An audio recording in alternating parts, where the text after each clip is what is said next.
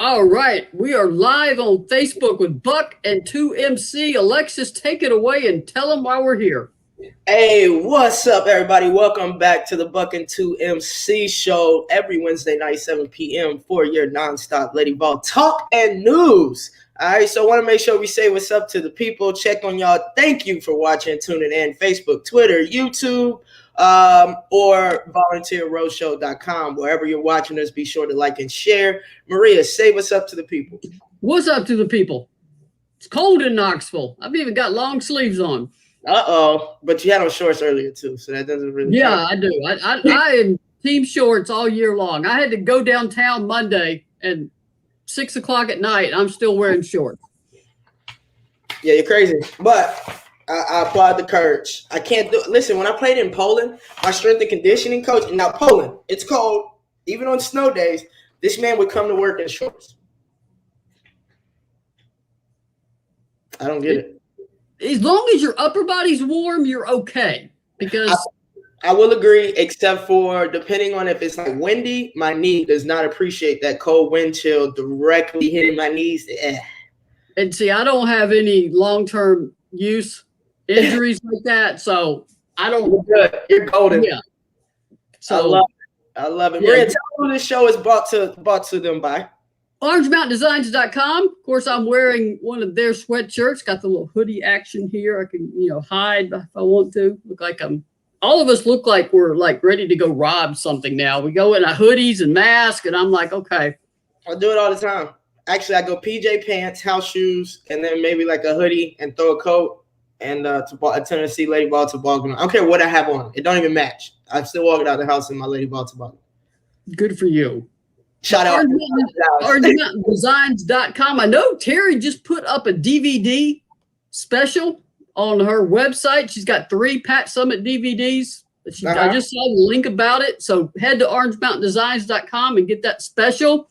Courtney wants to know, is South Carolina already in Knoxville? Given the weather forecast, I'm going to say yes. The team typically comes in the day before.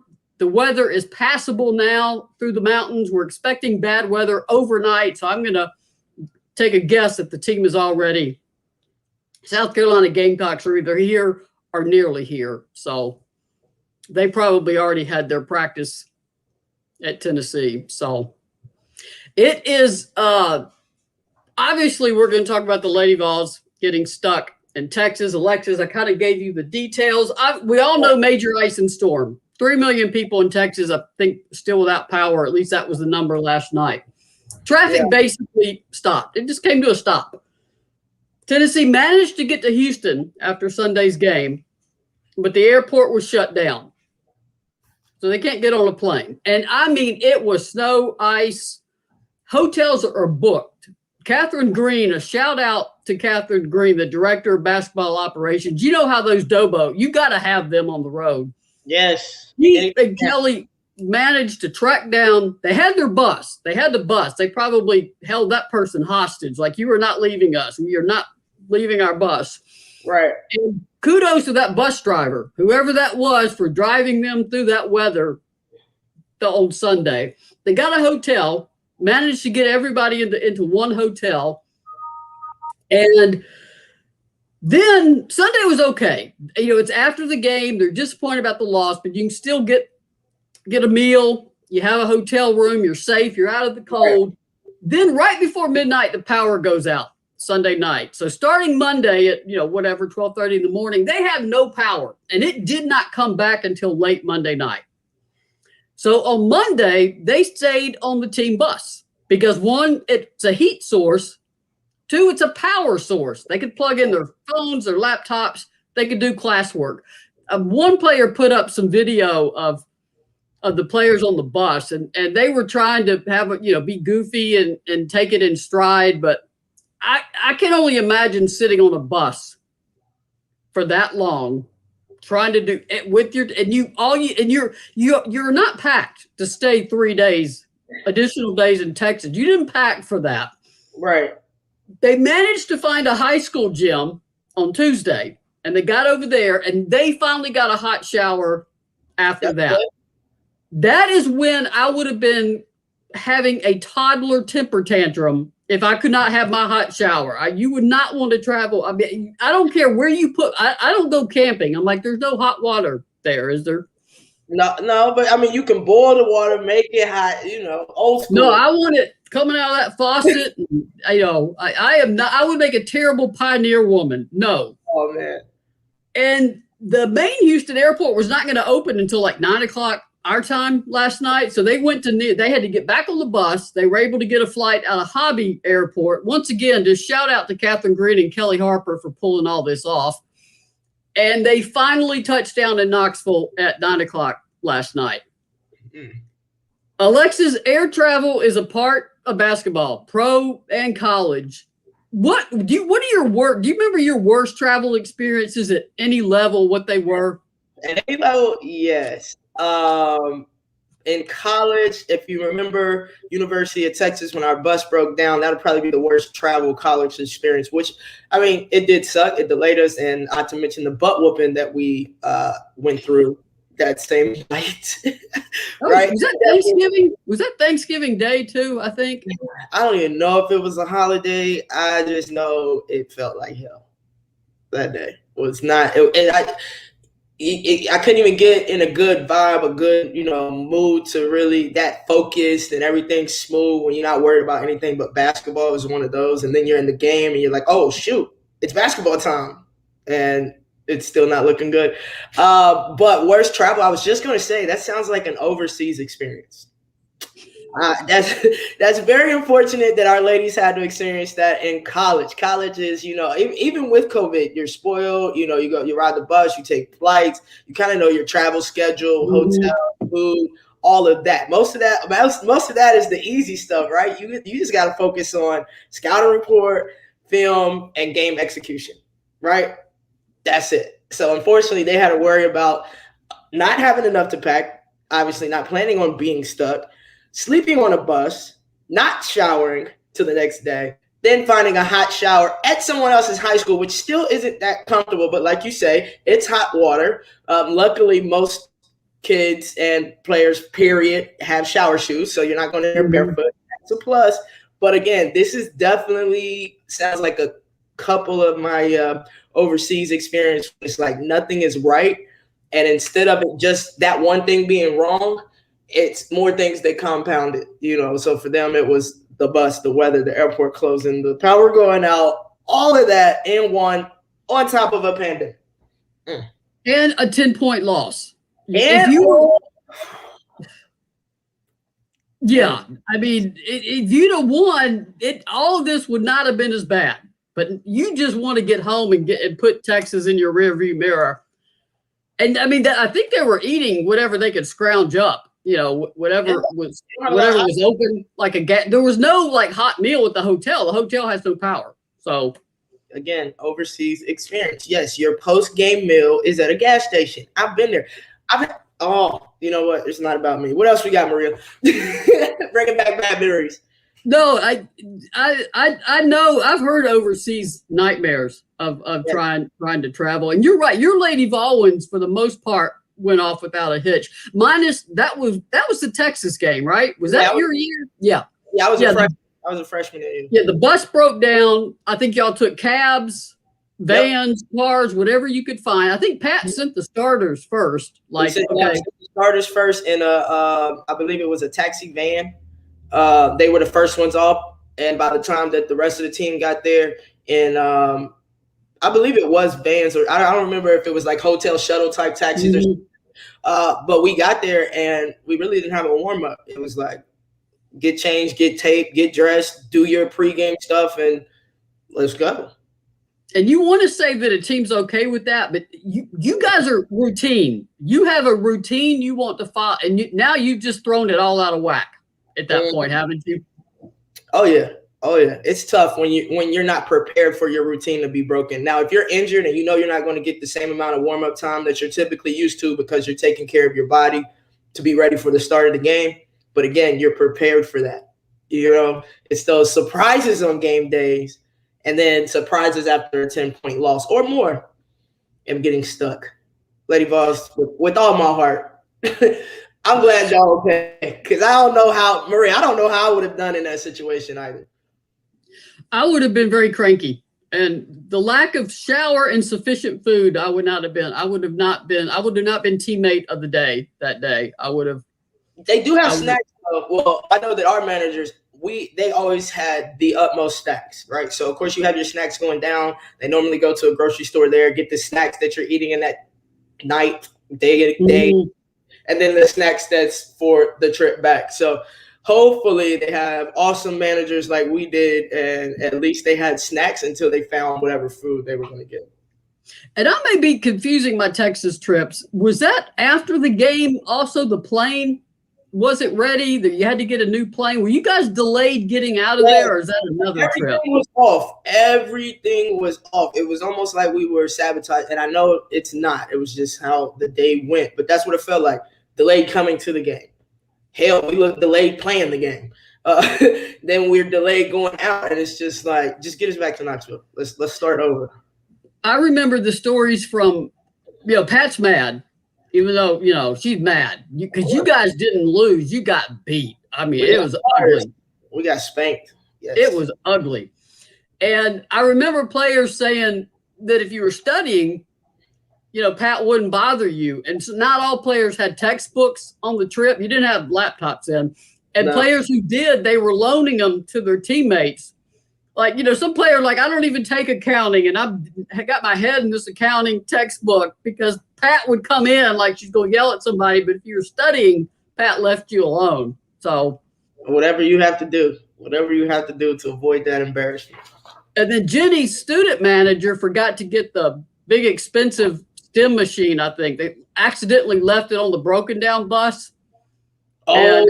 I vaguely kind of remember that happening. Had to break into the yard where they towed the bus and go get it off the bus. And remarkably, she said that and some other gear was still sitting on that bus. Remarkably, it had not been taken. So yeah, well, I mean, because think about it, you're typically coming on that bus and leaving on that bus, and you're not taking out everything. You have your uniform, you're already dressed. Obviously, you're taking your shoes in. And what you're putting on after you shower, which most times is team sweats in college. And then everything else is on the bus, your blanket, your pillow, snacks, your water bottles. Sometimes you leave your electronics on there when it's good weather, not too cold, not too hot. Yeah, that's crazy. That's crazy. I'm going to try to queue up we're going to do a little bit of softball. I got to say it. I always forget. So you got to remind me. Alex has to pass me the ball. It's this. OrangeMountainDesigns.com. Denise Tague said she just hello from snowy Indiana. They got 9 inches of snow. Just ordered 2 DVD sets. Thank you, Denise. OrangeMountainDesigns.com. Blue Water Climate Control and Tennessee Tap House. Let me see if I can share my screen here. And speaking of travel, we're going to just do a quick thing with Lady Vol softball.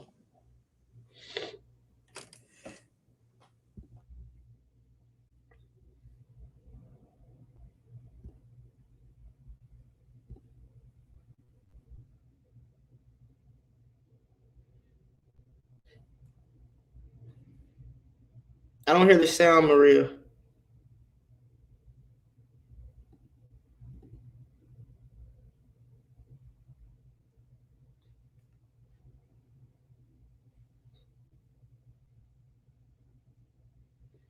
I don't know what we're going to do. All right, we're going to share the screen. Share the audio. I didn't click that. Man, I'm just making freshman mistakes here. Hey, but guess what? You're getting it done. Bottom line. We didn't plan to play at home, but we're certainly happy that we got to play those games on Sunday. Really appreciate our administration and Eastern Kentucky's administration making that happen on short notice. Like Ralph told our team, we just drove 14 hours to play a doubleheader at home. So that's just the way it worked out. But our kids were super excited to play, just super excited, and thought we, did some things really well on Sunday. Also have a lot of things that we can take from the film and work on, but can't complain about being 2-0. We'll stop sharing. That was the softball team. They went all the way to Coastal Carolina and Conway, South Carolina to play a tournament, only to have torrential rain drown out the tournament. So they were set to play on Friday morning. Tournament got canceled. They had to drive back. That's a bus ride down. That's almost to Myrtle Beach, to put it in perspective from Tennessee. So that's what Ralph meant by 14-hour bus ride. And to get that game the doubleheader they played Sunday, Karen Weekly, shout out to Twitter. She was all over Twitter trying to find somebody else who needed a game, and she saw Eastern Kentucky. They needed a game, and they connected on Twitter and came down to play. So this is just a crazy, absolutely crazy season for everybody. And shout out to softball starting 2-0, because that's not easy. There is no way to get comfortable on a bus on that kind of ride. None. Only way for that to happen are those really expensive, like NBA buses and MLB buses where practically your seat area is like a nice little long bed you can lay out. Them two-seaters, your knees are hanging off. And shout out to Lady Vol softball for that. Big time win. A little Michael Jordan trivia. People may not remember. He played minor league baseball for the Birmingham Barons and the Southern League. When he got there and saw the bus they used, he bought the team a new bus. And when he left it with the team, because Michael Jordan doesn't ride minor league buses. So, and that's not his thing. Jackie Durr said, congrats to Coach Kelly being nominated today. She was nominated for on the Naismith Coach of the Year list. It's awesome that others are seeing the growth. That's called a growth mindset. I agree, Jackie. Tennessee's lost its last 2 games, but you could see the strides this team is making without any doubt.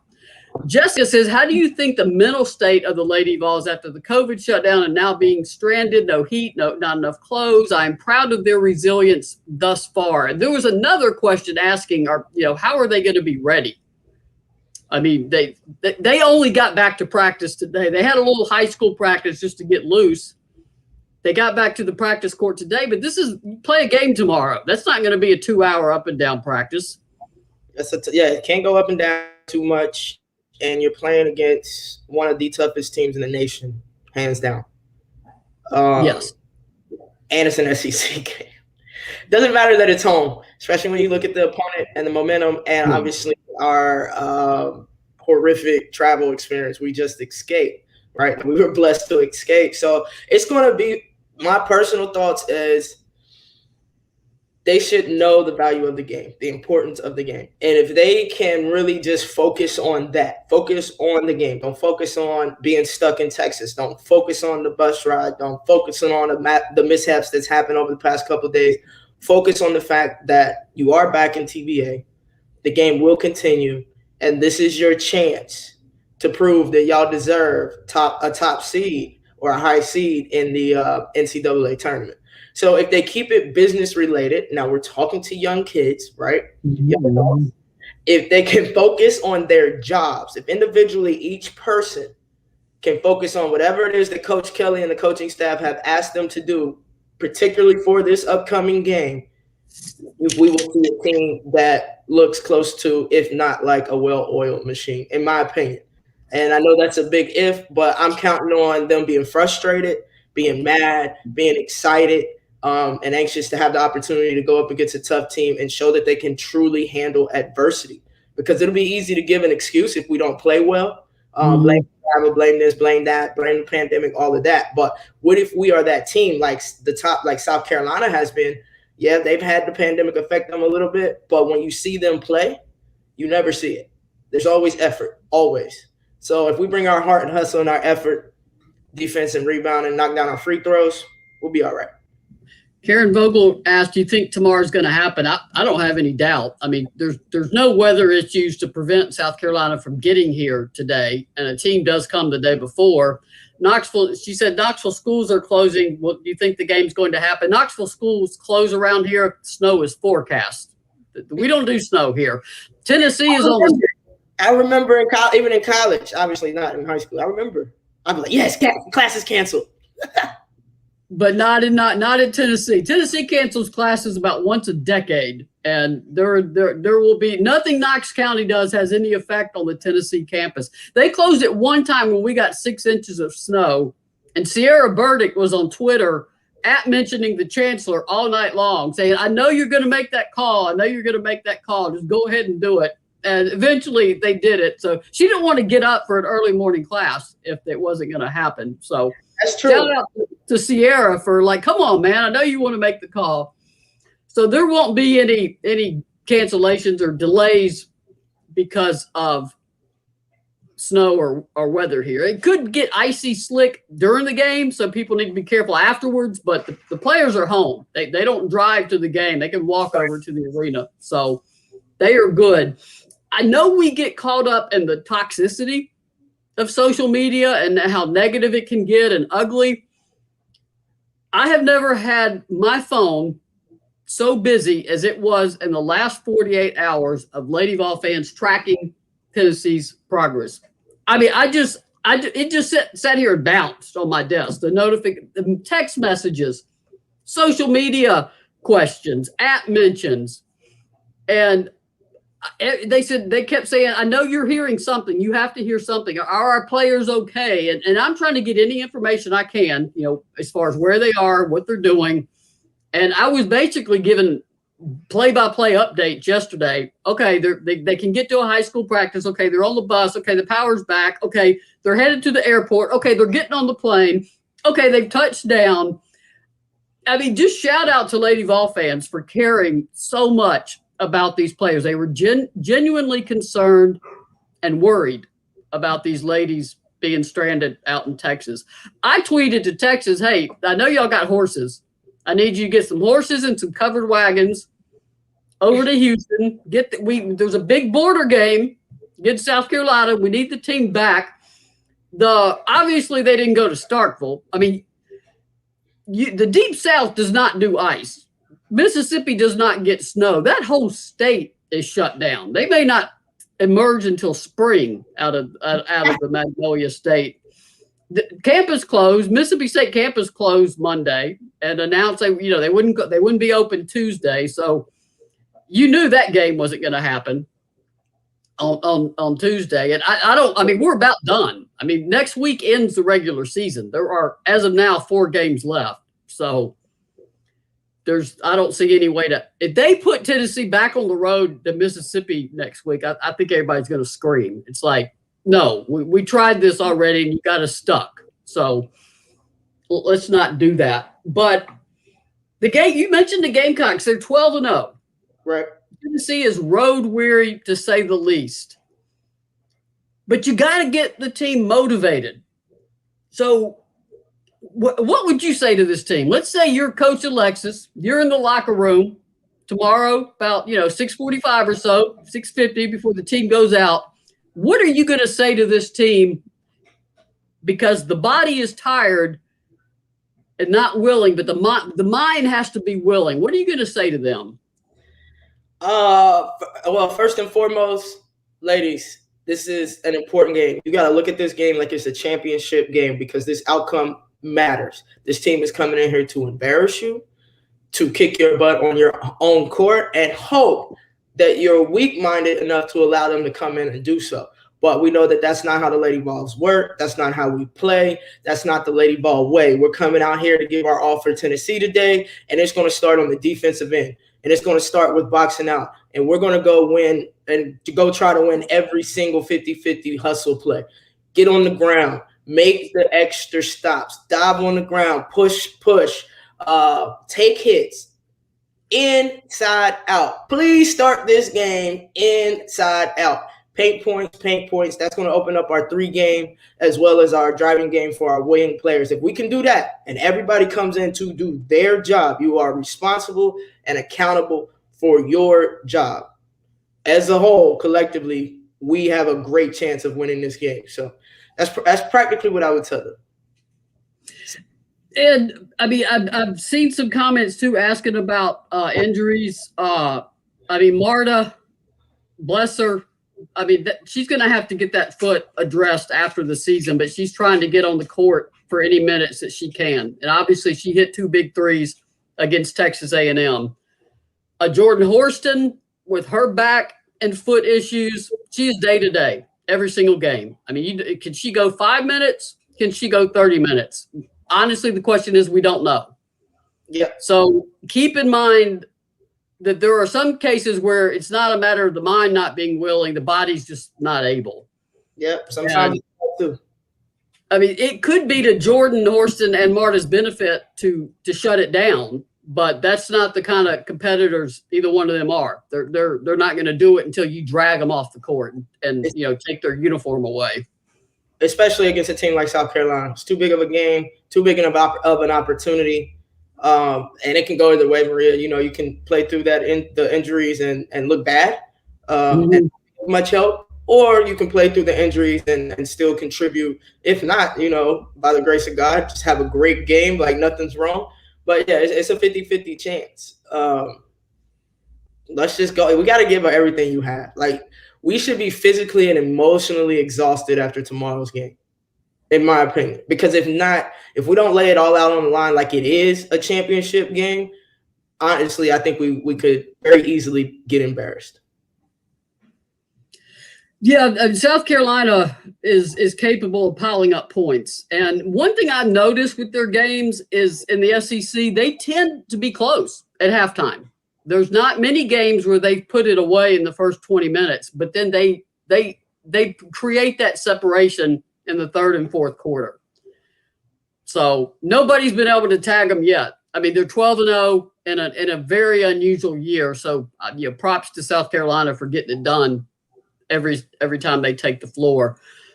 We talked about motivation. So I want to share a story about Alexis and her ability to motivate a team. And I will mention our sponsors. I'll have to clean this up too, because this isn't You're good. Actually, let's do the motivation and then we'll do the sponsors, Maria, and then we'll start to close it out time-wise. That should be about right. Okay. Yeah, and we'll talk about getting back on the road too and close out with that. But this is after you've graduated. And Okay. Tennessee is playing in San Antonio at the pre-NCAA Final Four event. You know how they do those? It was the Final Four was going to be in San Antonio in 2009. Yeah. So the 2008, there was a little event with 4 teams down there, and it was Texas Tech and Tennessee and I think Texas and UConn. I think those were the other. It wasn't the Final Four teams, but it was a Final Four promotion of come back in April. Ironically, they also will be in Texas, of course, this year in San Antonio. And you've graduated, and there's a lot of newcomers on this team. And Tabor Spaney is a freshman, and she's new to the team. And she lived in a little town called Lee Summit, Missouri. Probably had a pretty sheltered life growing up. And college exposes you to all sorts of different things and exciting stories and maybe even language you haven't heard before. So Pat asked Alexis, because you were living in Texas at the time. I think your parents were in Texas at the time. Would you please come speak to the team before the game? Give them some of that Alexis motivation. And I don't think Pat was in the room because a lot of times Pat just leaves that to the players. Yeah. So you give a really nice speech, like exactly what you did here. And Tabor Spaney, a very young kid, just in college for the first time, is sitting by Angie Bjorklund, who you did play with, who is a sophomore now. Yeah. And they're sitting there listening to you in the locker room, and you close your speech with the words that sometimes you just have to really bad word, another really bad word. And I'm not gonna fill in the blanks for people. They can figure it out. But sometimes you're basically saying sometimes you have to do something to these women to show them that you're the better team. There's a clean way to say it. Yeah. And Tabor Spaney, apparently, her eyes just got this big. And Angie Bjorklund leans over to her and says, "Welcome to my freshman year." Yeah, I can probably imagine what I used in between. I don't remember verbatim, but bottom line is, when when you're playing, especially on the road, or a team that is ranked higher than you or supposed to be better than you, man, listen, go out there, punch them in the mouth early, put them on their butts, and yeah, that's what you got to do. And I know I probably didn't use those words, but I'm pretty sure that's what I was trying to relay to those ladies. No, San Garcia is laughing in the comments. If she wants, I mean, she played with you. If Sandra wants to pop in and take the mic for a minute and share some of the special Alexis motivation, she's welcome to come in here. I have different speeches for different times. Obviously, I've spoken to Lady Vols when they played Texas A&M at A&M. I was also living in Texas, and went down to watch that game. But see, when I spoke to them there, it was in the huddle after the shoot around, right? So coaches are out there, so it wasn't too crazy. I did get a hold of them. It was either halftime or before the game. No, it wasn't halftime. It was after the game. And I reiterated some of the stuff that I said before because we actually won that game. They played well. Yeah. And I'm like, that's how you, and blankety blank, blank, blank, blank. Then I got hyped. I'm sure Angie got quite the education because U5, that was a team of personalities and alpha personalities. I am sure Angie's freshman year was like nothing any other Lady Vol has experienced. Let Angie tell it. I slightly had a hand in corrupting her. Let me tell it. Listen, everybody you're your own person. You make your own decisions. I may say or do something that's a little off the wall, and if you're slightly intrigued by that, that is not my fault, Maria. Nope. No. Yeah. Once you get to college, you're making your own choices. Your own decisions. I know that for a fact. But obviously our sponsors, orangemountaindesigns.com, Blue Water Climate Control, and Tennessee Tap House. Karen Vogel said, would you consider expanding the show to more than 30 minutes? We usually go about 45 on this show. Yeah. And having guests. Yeah, I would love to have guests going down the road, particularly in the off season. Right now, it's just so crazy to try to get guests on here right now. During the season, particularly coaches are busy. Former Lady Vols a lot of them are playing or overseas or coaching. We have so many Lady Vols coaching. It's just a harder thing to pull off, but I'm certainly not. You can tell I didn't feed the dogs before we did this. So I'm definitely not ruling that out. It's just not something that I've got the bandwidth for to set up right now. This is a lot to get done during the season. Kimberly Ogg saw where the NCAA extended the dead period until May 31st. For most people know what that is, but if you don't, that is in-person recruiting. That means that they cannot see the recruits of 2022, 23, 24, et cetera, in person at all these April showcase events. That's not going to happen. So now the coaches will have to watch it remotely. Players cannot make official visits or unofficial visits to Tennessee. What this pandemic has done to these ladies trying to pick a school is forcing them to pick a school in some cases without ever being on campus. If they want to make that, what you're hoping is that maybe fall these kids can maybe take some visits, but I don't know until the NCAA can't just say, okay, it's okay in this part of the country, but the Southeast, y'all can't do that. I mean, the whole country has to be on a level playing field and vaccinated, and the pandemic essentially declared under control and or over. And I'm sorry, Marie. Go ahead. No, you go ahead. Oh, I was just going to say that I suggest on your weekends, go to a campus just to go walk around, wear your mask, of course, still follow all the COVID protocols, and know you won't see students and stuff on campus, but at least you can step foot on the campus, walk around. Maybe you're always free to call the basketball office, the financial aid. You can call the university itself and ask whatever questions that you want to ask about, what degrees and studies do they offer, how many credits are necessary, whatever you're looking for, you can still call and get that answer. No, you won't have that type of communication that you're used to having with the actual coaches, but you can still get a better feel for the university in this odd time that we're living in. Brooklyn Miles did that. The senior guard, the high school senior guard coming in from Kentucky. She'll be here in May, late May. She'll be here for summer session. She and her dad took a trip and walked around campus on their own. And she has yet to meet Kelly. When she says hello to Kelly, it will be the first time when she steps on campus, when she actually can greet her in person, not on Zoom. I would say the only probably similarities that you're facing right now are very similar to overseas or even WNBA, because most players don't meet their coaches until they come to training camp, unless you're like one of the top draftees. So, ladies, look at it like this: you're actually being prepared for professional basketball while in college. If you can figure this out, oh my gosh, you're 10 steps ahead of the rest when you're entering your pro career. So, if you want to look at the good things of that, it's the same thing. Your agent does the work. He sends you back some contracts and places. Y'all go over it. You accept it. You don't accept it. But when you find the one that you accept, you're going over there. You don't know the coaches. You don't know your teammates. You may or may know the Americans on there, but you still have to go do your job.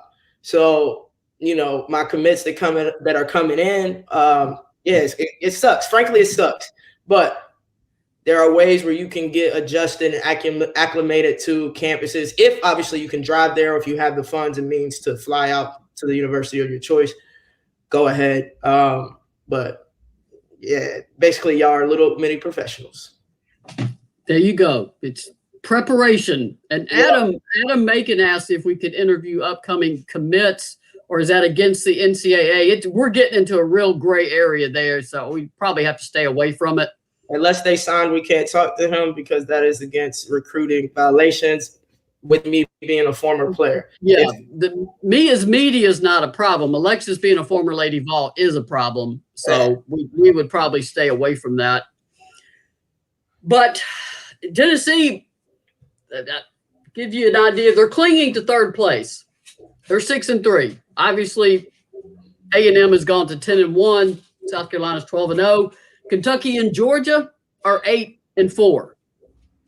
So when I say they're clinging to third place, I'm not kidding, which means this game Thursday matters. Is Tennessee favored to win this game? Absolutely not.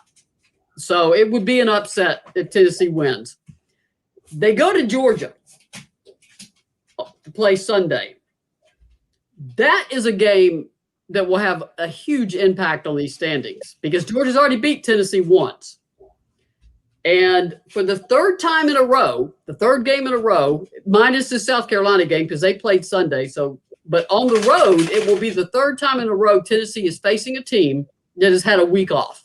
Kentucky had a week off, A&M had a week off, and now Georgia does not play Thursday and has a week off.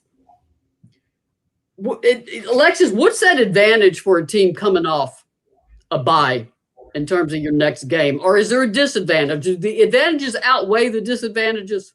I think they do, because you have an advantage to actually have at least 2 solid, hard 2.5 hour practices where you can really get into some things that you need to work on game speed with your practice guys and your team. But and your body's more rested. If you're dealing with injuries, you get a little more time to get with the athletic trainer or strength and conditioning coach and work on what you need to get back to 100% or as close to it as possible. But at the same time, you keep that rhythm by playing. So I think the advantages definitely outweigh the disadvantages, though, because your body, like you say, mentally, we know what we have to do. And you do have to be extremely mentally strong playing in a top D1, a competitive Division I school. But your body, your knees, your back, your feet, your whatever is going on may not work with you that day. And even though in your mind, you're like, go, go, go, and then your body's going, either not going or going at a slower speed, and then that becomes frustrating for you. So it can go either way, Maria. I'm going to hope that the Georgia week off, they practice maybe one day too many too hard. Maybe they're not resting. They're kind of hyped about that week off. And maybe they'll come in rusty, or they come in healthy, refreshed, rejuvenated, and full of energy. We don't know. After Georgia, they come home. I don't think there's any bad weather in Georgia. I think we'll get them home, or at least Georgia, you can drive back. You can, if the interstate's working, you at least get on a bus. True. But then they go to Missouri, which apparently is still getting pounded with snow. So that's the next road trip. That will be next Thursday. And then they come home and end the regular season with a game against Auburn, who, to my knowledge, has not yet beaten anyone in the SEC, which makes them the most dangerous team in the SEC right now, because they've been hanging with teams. They're like Ole Miss. They can't get over the top. So Right. This stretch right now will determine if the Lady Vols have a bye in the SEC tournament. It all starts tomorrow in terms of positioning yourself to play on Friday and not Thursday. Jessica asked, how close is Rhea Davis to breaking top 10 of points and top 10 of rebounds? I'm not sure on rebounds. I know she is 1 point away from tying Glory Johnson at 1,643 points for number 14. Now to get to number, so that means she's right at 1,642 or somewhere in that ballpark. I could be off one. To get to top 10, she'd have to pass Tanya Have, who has 1,771 career points. So you're talking about 130 points. She's got 4 more games. SEC tournament, NCAA tournament. I hope Renee Davis has more than 100 points over that stretch. So I think she's got a real good shot at it. Shout out to her for, look at the way she played at A&M coming off 10 days off. Mm-hmm. So my biggest question mark tomorrow is health. Is what's Jordan Horston's physical condition like? We know Marta is held together with voodoo and prayer and candles or something right now. So I don't know, what Kelly doesn't have many options in that bucket right now. Those options are getting more and more limited. Robin said, I know South Carolina's Boston is very good. How do you guys think the Lady Vols can stop Aaliyah Boston? What do you think, Alexis? How do you go against a dominant post player? You limit touches. You have to 3-quarter front. You don't want to totally front. She's too talented of a team, their guards are too talented of passes and post feeders. You 3-quarter front, and your help side has to be there. You do not have the luxury of not being awake if you are in help, especially that the furthest player from the ball should have 2 feet in the paint. If they can skip the ball from their player all the way over to your player in the opposite corner or opposite wing, you have more than enough time to get out there and close out properly. Because we know our closeouts are still in this far into the season. But if we can do that, Coach saying she's a post, make her uncomfortable. You have to make her put in all the work. Thanks. Yeah, keep answering this question for me. This is an 8-year Puerto Rican national team player and professional overseas player. So and she's a stretch 4. So I'll definitely take all of these little answers she's given us. Make them work early. You got to make her uncomfortable. 3-quarter post, limit touches, and when the ball goes up, you have to keep her off the boards. I don't care if you have to turn and face box out. You don't get the rebound, but as long as everybody else does their job, box out, and our guards help pursue rebounds, which we do a pretty good job of. That's how we do that. Now, great players, they're always it's really not how do we stop them, it's how do we contain them. You can't stop great players. Only person that can stop a great player is that player. Does Sand you got any eligibility left? Maybe can you get to Knoxville by tomorrow? A little depth in the paint. Mary Campbell asked, how is Horston's back? She's hurting. She's ailing. At the very top of the show, I think you got here a little bit late. She's day to day. That is her status for every game, which means you're a game day decision. Are you good to go or are you not? Can you go limited minutes? The other thing, and Alexis, you know this from various injuries, and getting you to sit out of practice was so hard to do. But sometimes you can't go. It's better that you rest and that you can't. But that also gets a player, except for Renee Davis apparently, gets them a little off. in terms of their rhythm and their timing, particularly a point guard, where timing is so much. So, I mean, you know it. You played injured. You know it affects everything.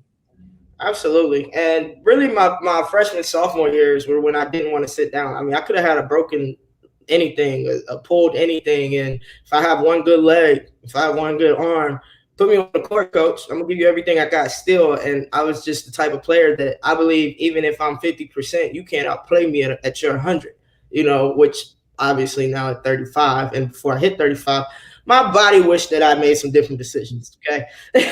But as a kid, you don't think like that. You just want to get out there and play. Depending on the injury, it's going to affect you different ways. Knee injuries, in my opinion, when you're hurting, feet, stuff like that, when you don't feel that pain, I don't care how long you set out, you're about to come out and play great. You're going to have good bounce in your step. You're going to be able to move the way you're used to moving. Now, if you've hurt, you know, something in your hand, your wrist, shoulder, elbow, back, you know, anything like that, and you sit out and you haven't had reps moving at a certain speed or putting your body through certain torquing motions, or when I broke my wrist as a point guard to come back and play as a point guard, it wasn't a pleasant experience coming back. It was tough. It was slow. And of course it wasn't completely healed, but that's not an excuse. It's the fact that I had to find my rhythm. And the team is moving at one speed, and I only have one arm to throw certain passes at that speed. So I would be missing opportunities. I would get turnovers. I mean, North Carolina just flat out sat on my right hand. And so if your back is hurting, you know, you might feel this all night. Because if I was, that's what I would say. Every time she cuts, put a body on her. Every single time. I don't want her to go untouched at all, legally untouched the entire game, right? When you're talking about Suarez and her feet, make her keep cutting, make her keep changing directions, right? So if you can't do that, sit your ass down. Ass is not a cuss word. It's in the Bible. So yes, I know I can say that on this show. But really, that's how it works. It can go either way, but depending on the type of injury that you have, but it also depends on this, Maria. As Coach Summit would say, don't be a mental midget. So if you're a mental midget and when you hurt, you're thinking about your injury, we're going to tell. Coach is going to tell. You're going to tell. Teammates, fans, everybody's going to be able to tell. And it tends to snowball because when you reach that level of frustration, then everything starts to bother you, and now you're really out of your game. I mean, the one thing I remember about you, especially your recruiting visit, I mean, obviously you can't play. You can watch practice, but you can't. You would not take a ball out of your hand. I mean, you would sit on the bench watching practice, like dribble. I mean, I was just like, man, this kid is a gym rat. I am. Like, I don't know. And it's funny because I thought all players at that level were like that. That's not true. Mm-mm. I did not know that until I started really getting into coaching and training kids. It was just like, what is happening? I walked into a gym. No lie, I can't make this up. Walk into a gym in Texas, Christian middle school. My dad had knee replacement surgery, excuse me. I flew down to take care of him. He ended up pulling the okie doke, and I ended up coaching the team. That was a good move, Pops. Like that. That was sneaky. Walk into that practice, all these little girls having a full-blown conversation like they having a sleepover. They bags and stuff is kind of in the middle of the court. Nobody has their shoes on and not one ball bouncing. I walked outside very politely and very stressed and said, Dad, what's the address? What's the name of the school? Where am I supposed to be? I did. So you had to have sent me to the wrong place. Yeah, like that didn't make any sense. And I'm thankful that I was a gym rat, to be honest. And I look for kids that are also like that. But most importantly, as teammates, if you are a gym rat and you know your teammates really don't like putting in that extra work in the gym or working on their shot or, working on their handles, kind of make it fun. Like, hey, let's 30 minutes. You go to the gym with me, and do your thing. Get them out there with you to help them get more reps. And hopefully that would also be a snowball effect. Because at the end of the day, especially now, if every last one of our players aren't doing something to help grow their game and make it more consistent every single chance they get, we're not putting ourselves in a winning position. Yeah, I was impressed that they managed to find a high school gym Tuesday. I mean, a court's a court. You got a court. I mean, they don't travel with basketball. So I don't know the name of that high school, but a thank you to them. I'll see if I can find out for providing access and a court and basketballs and a locker room just so they could get something done, because you're stir crazy at that point. Yeah, I mean, you are stir crazy as a basketball player if you're either in a hotel room without heat, a bus, or a big conference room where you're trying to play cards or just sit around or do something, anything to keep yourself from going stir crazy. I probably would have a breakdown. Yeah, I wouldn't have done well stranded in Texas. Tony Anthony Hill, our buddy Tony, says hello, Maria and Buckle. Tony's here. Keith Williams asked, do you think Ray will match up with Zaya Cook, given the great defense she has played on other players like Ryan Howard? I think Ray will have some defensive responsibilities there. Zaya Cook is a point guard. Mm-hmm. Ryan Howard is a big wing guard. So that's a little bit more difficult because Zaya Cook is awfully quick. And the last thing you want is Ray Burrell in foul trouble. I think your double Jordans are probably going to have to pick her up. Jordan Walker, Jordan Horston. Put Walker on health reasons. Yeah, I was going to ask you, if you had a choice, who would you put on Zaya Cook? To me, Jordan Walker would start. Jordan Horston would be coming off the bench. Keep that heat pack on her back, all that good stuff. Keep her stretched out, and let Walker just match that speed, match that energy. And not that we want her to be in foul trouble either, but if she gets, a quick foul or maybe even two, which don't do that, Jordan Walker, but a quick foul, you still have Horston ready to come in the game and be a defensive factor. And what you did was you saved her body for a few more minutes, right, from getting beat up for a few more times. And she has now gotten a chance to watch Cook play to see kind of what type of game is she having today. What are her go-tos right now? What do I need to shut down? And what is Walker doing great that's frustrating her? And what can I do better or do more of to continue to frustrate her and slow her down? So that would be my personal approach to that one. Kimberly Ogg said Cy Premier AAU posted a video on Instagram but took it down. I'm going to assume they took it down for recruiting reasons. That is a team that is a AAU team and probably cannot put up video of something like that. So, but I just want to shout out whoever took care of the Lady Vols on the road. Somebody asked if Kelly's kids were with her. I don't know. I didn't see them around, but I mean, that doesn't mean anything. A weekend game, the kids might have gone or they could have stayed home. They do have a nanny. So, boy, if she had her kids, that's another question we'll try to ask. We were not able to reach Kelly today. She is overwhelmed, swarmed, calendar full. I mean, she's trying to do everything she would normally do in 2 days in one. So we'll have to talk to Kelly after the game. Robin Corby said all Pat had to do was give the look, and that's all it took. Alexis, do you have the look? Can you imitate Pat's stare? Yeah, let me tell you the number one. I have really dark brown eyes. It does not have that same intent into your soul that those icy blue eyes that don't blink have. I'm sorry, I can't do it. But I know that look too well. Yeah, yeah. I don't know how many times I heard Hornbuckle. I will pay you a compliment, though. I had an orange cat. Unfortunately, she had some health issues. She was rescued out of a wetlands area, and I didn't know what to name her. And she was orange female cat, which is unusual. And this was about 2006 or 7. And people had suggested Bucky for you or Abby. That people had seen pictures of her. And I asked Pat, I think, what do you think? And, Abby Conklin drove Pat to the end of or she worked every nerve Pat had and then some. And she goes, she got that look, that stare. I'm like, well, what are you staring at me about my cat for? She goes, don't you dare name that cat Abby. You name that cat Bucky. I'm like, okay, the cat's name is Bucky. Thanks, Abby. I have you to thanks for that. Thank you.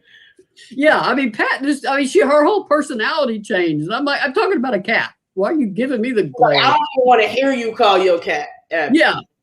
So Bucky Cat was a feisty cat too. She was a handful. She'd walk right up to a new dog and just pop it in the head and walk off. And I used to do that as a kid. Yes, I see that. I see it. I see it now. Karen Vogel said, do you think Emily would be helpful during the South Carolina game? I think everybody Kelly can get some minutes from is needed. When a team is this worn down with injuries and travel woes, you got to keep some fresh legs. And Emily has shown that she can do some things in a game, particularly get on the glass and put a body on somebody. So any minutes Emily can get is a good thing for her and for Tennessee because Tennessee needs them. And Tony asks, Maria and Buck, do you think we have turned the corner? I believe we have. What do you think, Alexis? Has Tennessee turned a corner? Okay, Tony, I'm a very literal person. We have turned a corner. We haven't turned the corner. We've gotten better. We obviously see more fight in our girls and our Lady Vols.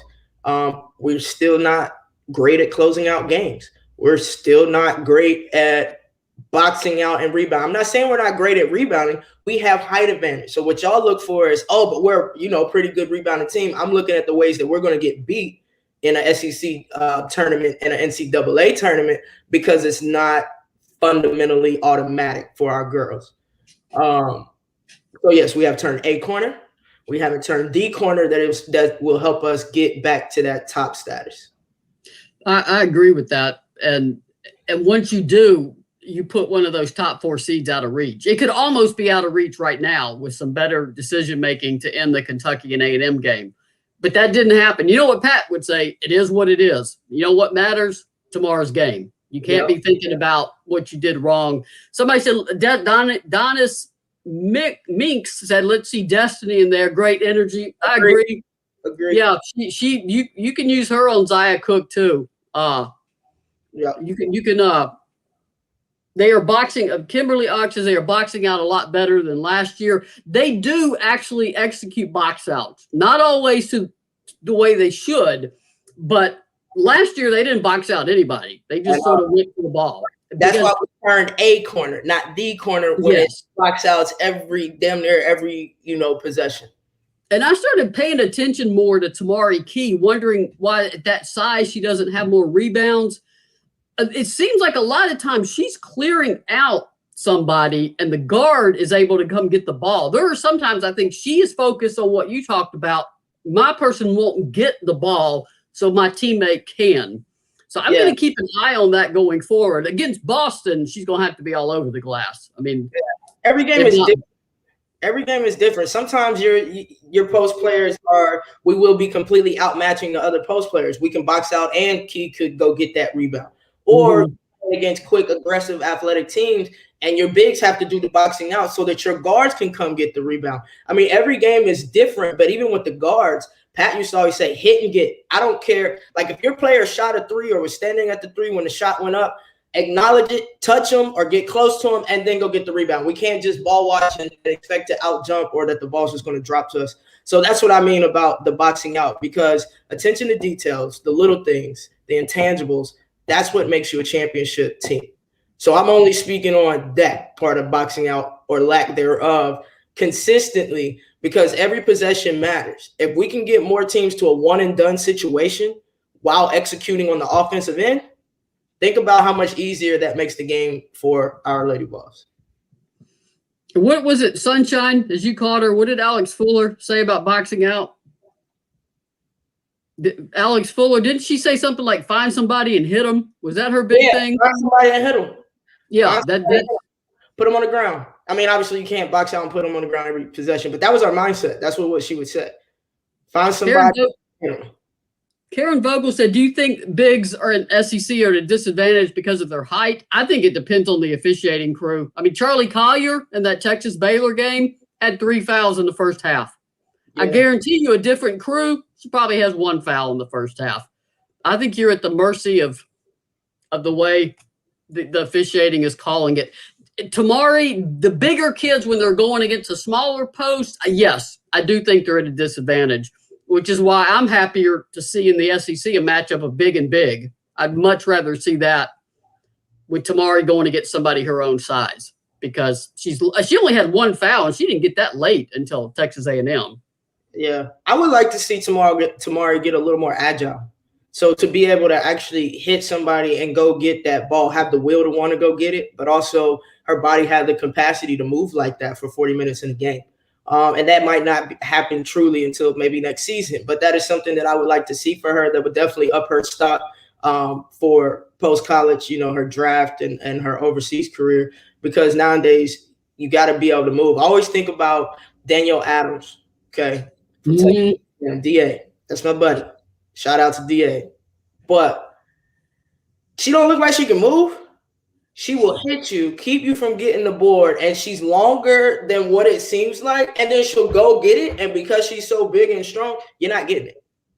You'd have to time it out. You'd have to time it perfectly, out jump her, or work harder to get in front, which isn't easy because she's going to hit you every step of the way.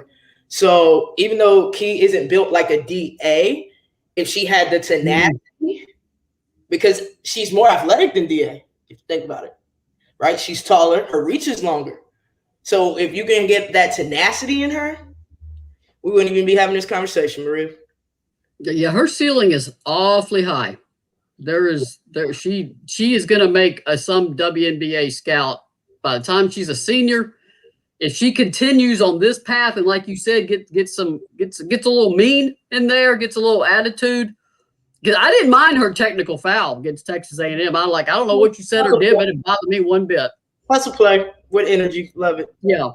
Tony said Kelly has really put coaching imprint on this squad. I'm so hopeful. I agree. I've said it before. I'll say it again. I think Tennessee's ahead of schedule.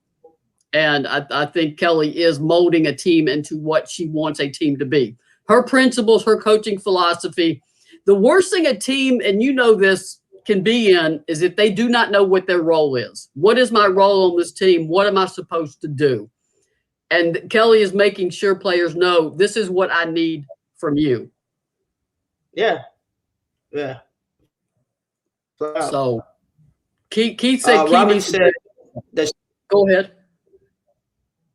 I always saw that Robin said that she noticed that Key wasn't stepping outside of the circle or the paint to defend players in that A&M game. I'm hoping that was a part of the scout.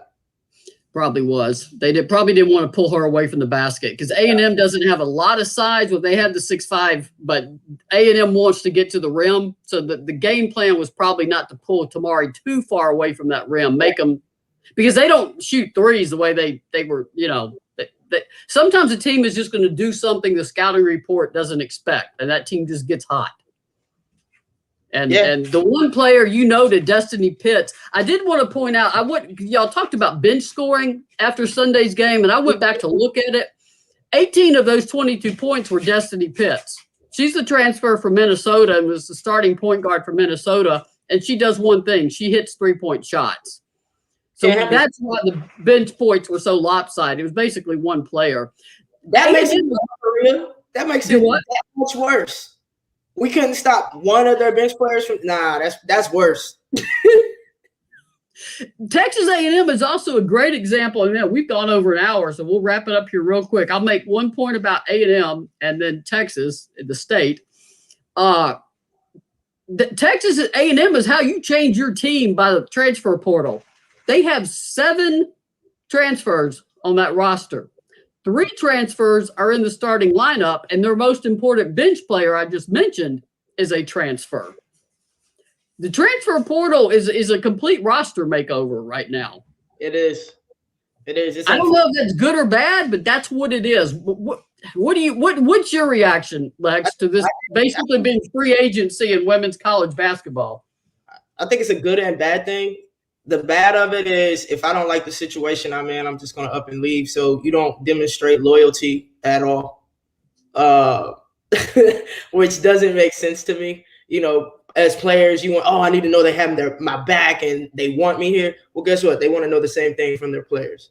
But it is good if you're stuck in a situation where you're not getting the minutes that you might deserve, or you realize that you're not at the level you thought you were compared to the other girls. Not a good mix, whether it's coaches or whatever. If it's any of those things, or if the coaching staff leave, then yeah, I like the option for the girls to be able and kids to be able to get out of a bad or negative situation for them into a better one. I think that should be allowed without punishment at least once, like it is. But I just don't like the fact that a lot of kids transfer for the wrong reasons. It's you got to have some fight in you. You got to stick it out. You got to see, because there was a reason that you chose that school, and that school chose you. And I think that's hard to determine within 1 year. Everybody's getting to know each other. Everybody is adjusting. Players are more so adjusting to the coach because it's their system, their coaching style that you have to fit into. But you can't say, oh, I didn't like it. Oh, I didn't play that much. Oh, I'm better than so-and-so.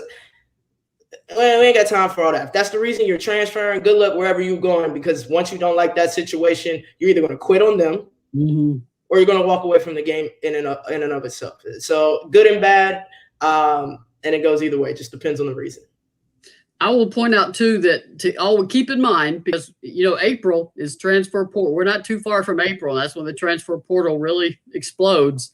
Some players, not all of them, maybe not even the majority, but some players are in that portal because the head coach put them in that portal. They are not in that portal by choice. That's business, though. I think that is smart. As a coach, if this player does not fit my system, they're not the type of person that I thought I was recruiting, the type of student I thought I was recruiting, let me free up this space. It's a scholarship. It's a year-to-year scholarship. Even full scholarships are year-to-year. So if your coach is like, now this isn't a good fit, same thing that happens overseas in the WNBA. You think something's going pretty decent, and management and coaches are like, no, I'm not liking what I'm getting. And it does sometimes hurt the player's pride, but it should be a wake-up call. And I would encourage, when that happens, at least have one sit-down conversation with that coach and ask coach, not, why you trade me? Why you don't? No. Coach, what can I do to be a better collegiate basketball player? Take that information to your next stop and get better and grow. Tony asks, one final thought. Do you guys think Renaya would return for another year? Good and bad thoughts. My position has been all along, she's a top 3, top 5 draft pick. She can make 6 figures overseas. She has her degree already. She's working on her second degree. Because as an athlete in a team sport, your window to make money can slam shut.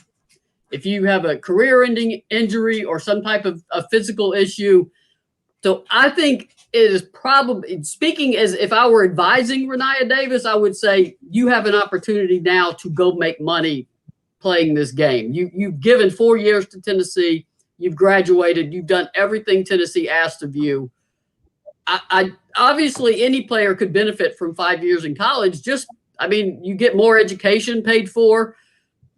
The travel, Texas notwithstanding, the travel is far better in college than it is in the WNBA or overseas. You will have much better travel arrangements in college. But if I were talking to Renaya one-on-one, I'd say, here's your chance. Here's your chance to make some money. What would you tell her, Alexis? Go make your money. Either way, we don't know what the pandemic's going to look like, after the season for the future. But either way, if you have to deal with a pandemic type situation or a shutdown, or at least get paid 5+ figures a month to go do it. You know what I mean? You have more freedom, and you're able to take care of yourself and your family, and you're able to start, that what's next. And the reason that most of us start playing any type of sport or become a professional in anything, not just sports, is to be able to make the money that we desire to help ourselves and to help those around us. So if you have that opportunity and you've been putting in the work in the classroom and on the court, go make your money. You've earned it. You've earned it. Go take that bread. Unless you feel like you are 95% sure that you can win an NCAA tournament. Yeah, if you cut down a net, that would give you pause. But yeah, if that's how you want to go out, because that's going to take you to number 1 or 2 instead of 3 or 5. But like you say, injuries can happen. Anything can happen in that time span. So if it were up to me and I had that option, I probably would have. I don't know if I would have been gone, but I would have very, very, very, very much thought about it. Yeah. I mean, if you're throwing six figures in front of me, I'd be like, bye-bye. I see y'all. I'm out. I mean, I'll be honest. Yeah. Okay. That's really good money when you're 22 years old. That's good money when you're 52 years old. So and coming out making what is the average median house income? 36, 40, something like that? it's even lower than that. Depends on the region of the country, but it's, yeah. I mean, it's So in Tennessee. Yeah. Probably like 18 or 19. Yeah. Yeah. So shoot, kids coming out making 50, 60, 80, 90. Now you're talking about six figures or more. Yeah. You start saving now, you can retire 55. I mean, just, yeah, you got to look at what benefits you too as a person and a player. And the last thing we'll talk about, besides Tennessee Tap House, please drink beer. Control. We need heat. It's very cold here. And OrangeMountainDesigns.com, absolutely the best. I am rocking the hooded sweatshirt. I love this sweatshirt. It's got the center pocket too. You got the Pat Summit left foot, right foot, breathe, ball cap. Terry also has a special on the pink hats with the fighter. It says Lady Vol logo, fighter, talks about pink for breast cancer awareness. That game is tomorrow. There's also T-shirts for breast cancer awareness. I think I have one. Hold on. Well, Lex got to look. We're all going to try to look at Lex's calendar back there while you're away.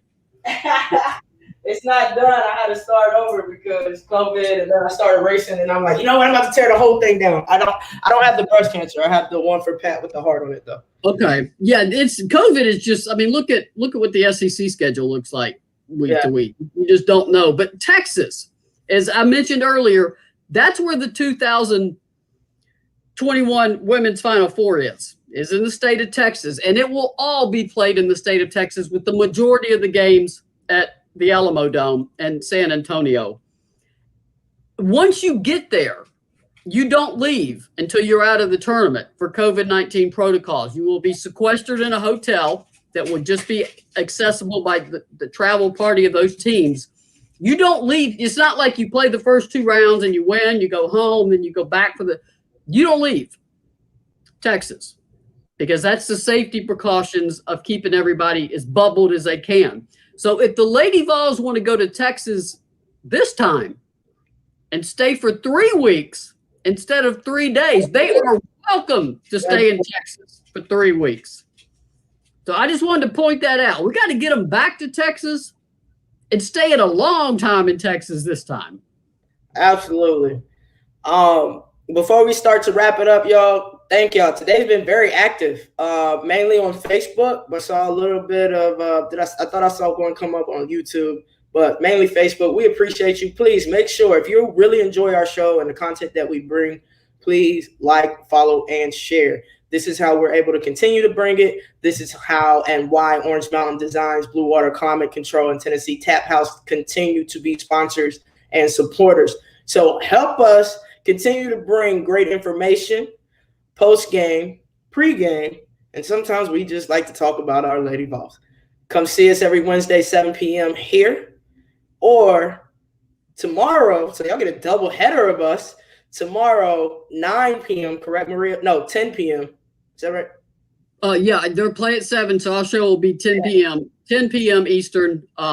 It's on the SEC network. The show Thursday and the game Thursday will be on Facebook here, of course. And I will be live from the arena at 10 o'clock for that show. Cody Hogue says, I love this show. I don't always get to watch live, but it makes me really feel part of the Lady Vol community. I grew up a young Lady Vols fan in Montana. Shout out to Montana. I went there in 2019. I want to go back. That is a beautiful state.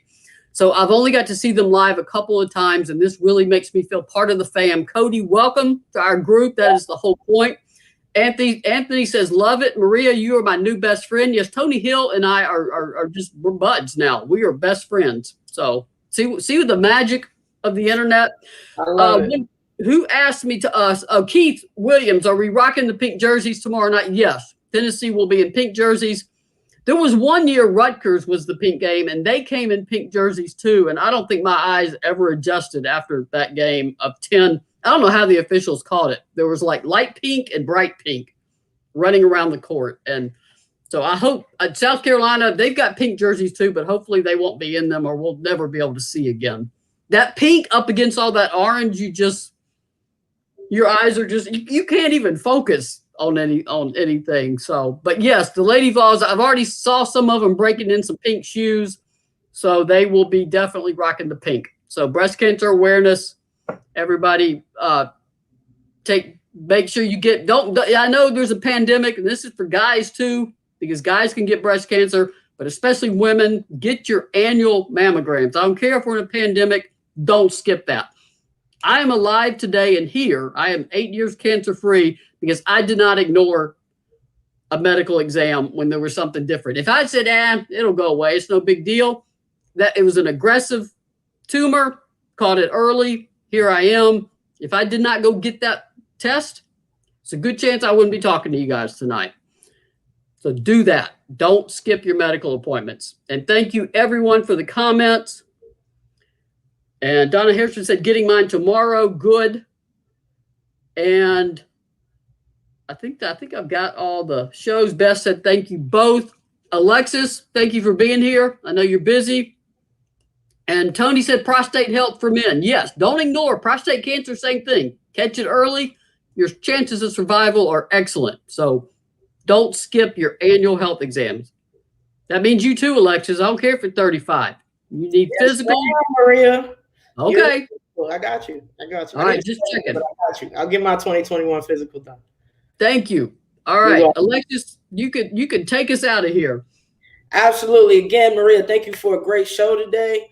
Thank everybody for watching Facebook, Twitter, YouTube, or if you just logged on to the volunteerroadshow.com. We appreciate you. We love you. And we will see you tomorrow night, 10 p.m. for the Buck and 2 MC post-game show versus South Carolina Gamecocks. Until then, be blessed. We love y'all. Go Lady Vols. Peace.